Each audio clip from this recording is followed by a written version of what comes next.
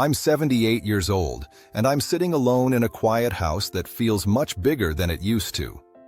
There are some things you only understand when there isn't much time left to fix them. I'm not telling this because I want forgiveness or understanding. Most of the people who mattered aren't here to hear it anyway. I'm telling it because I've reached an age where the truth finally stops asking to be postponed. Mornings are slow now. I wake up before the sun, whether I want to or not. The house creaks the same way it always has, but there's no one else to hear it. I make coffee for one. I drink it at the same table where there used to be voices, arguments, laughter, and plans that never quite happened. You start to notice time differently when your days are mostly behind you. It doesn't rush anymore. It just sits there, heavy and quiet, waiting. People assume regret comes from big mistakes, affairs, crimes, explosions of bad judgment. Mine didn't look like that. Mine looked responsible. It looked impressive even. It looked like ambition. In my 20s, I thought I was doing exactly what I was supposed to do. I worked hard. I stayed late. I said yes when people asked more of me. I told myself I was building something solid, a future, a name, a sense of security. I wasn't reckless. I didn't drink much. I didn't gamble. I showed up on time. I paid my bills. I did the things adults were supposed to do, and people noticed. That felt good. I met my wife when I was 26. She laughed easily back then. She asked questions that weren't about status or plans. She wanted to know what I noticed on my walk home, what kind of weather I liked, what I thought about when I couldn't sleep. I answered, but not deeply. I was already thinking about the next day. We married quickly, not because of pressure, but because it seemed obvious. She supported my work, she understood my long hours, she told people she was proud of me. I told myself that made me a good husband. Our first apartment was small, the walls were thin. We could hear our neighbors fighting and making up. We ate dinner on a table that wobbled. We didn't have much, but we had time then. Evenings stretched on, weekends felt wide. I still chose work. Not always. Just often enough. I'd say things like, just this month, or once this project is done, or things will slow down after this promotion. I believed it every time. When our first child was born, I held her and felt something real and terrifying. Responsibility sharpened everything. I worked harder after that. Longer hours, more travel. I told myself I was doing it for her. My wife stopped asking me to come home early. She stopped complaining. That should have scared me more than it did. Our routines formed quietly. She handled the mornings. I handled the bills. She knew the names of teachers and doctors. I knew my supervisor's expectations and the company's goals. At night, she'd talk while I half listened. I nodded. I answered enough to seem present. I was tired, genuinely tired, and I thought that counted. I missed small things first. A school play because of a meeting that could have been an email. A birthday dinner pushed to the weekend. A walk she wanted to take that I postponed because I had one more thing to finish. Nothing dramatic happened. No slammed doors. No shouting matches that would make a good story. Just distance. I told myself there would be time later. That once things were stable, I'd be more available. I believed stability was something you reached and then enjoyed. It doesn't work that way. My children grew into people while I was busy being reliable. I knew their achievements. I didn't always know their worries. By the time I noticed the silence at dinner, it had already settled in. My wife aged faster than I expected. Not physically, in her patience. She stopped waiting for me to notice things. She handled disappointments quietly. I mistook that for strength. When she'd say, "We don't talk much anymore," I'd promise a vacation, a plan, a future fix.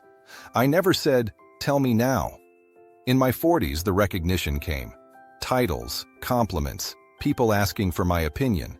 I liked that version of myself. He was competent, needed, useful. At home, I was optional. I didn't see it like that then. I see it now. The cost didn't arrive as a bill. It arrived as a pattern, a habit of absence, a feeling that home was where I rested, not where I showed up. My children left. That's what they're supposed to do. I supported their independence. I was proud. My wife and I sat across from each other at dinner, talking about groceries and weather. The big conversations felt awkward by then, like a language we used to speak fluently but had forgotten. Then she got sick, not suddenly, quietly. A cough that lingered. Fatigue she brushed off. Appointments I didn't attend because I was busy. When the diagnosis came, it landed in a room already filled with things unsaid. I was there more after that. I sat with her. I listened. I tried to make up for something I couldn't name. She didn't accuse me. That somehow hurt more. She said once, late at night, "I always thought we'd have more time." I told her we would. I believed it even then. She died on a Tuesday, the kind of ordinary day that doesn't feel like it should change everything. After the funeral, people told me how devoted I'd been at the end. They said I'd stepped up. They said she'd been lucky.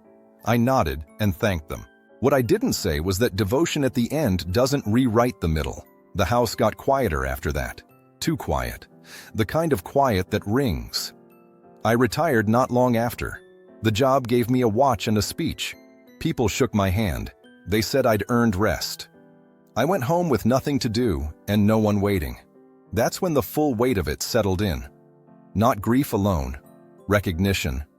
I had spent decades preparing for a future that had already passed. The days blurred. I tried hobbies. I volunteered. I stayed busy because that's what I knew how to do. But there was no one to share the small things with. No one who remembered the early years the way I did. No one to say, "Do you remember when?" My children call. They're kind. They're busy. I hear myself in their voices when they say they'll visit soon. I don't push. I know how that story goes. Regret isn't loud. It's persistent. It shows up when you're folding laundry or standing in line or hearing a song you forgot you loved. I don't regret working hard. I don't regret wanting to provide. I regret assuming love could wait. I regret believing attention was something I could offer later when life slowed down. It never did. There are conversations I can't have now, apologies that have nowhere to land, moments I replay, not because they were terrible, but because they were almost enough. If you're listening to this and you're younger, I don't want to tell you what to do.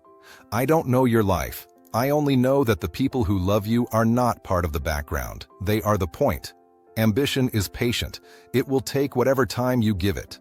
Love isn't like that. Love notices when you're gone, even if it doesn't complain. If this meant something to you, sit with it for a moment. You don't need to fix anything tonight. Just notice who's waiting for your attention. As for me, I have less time now. I try to use it gently. I talk to photos sometimes. I say things out loud even when no one answers. I've made peace with some of it, not all.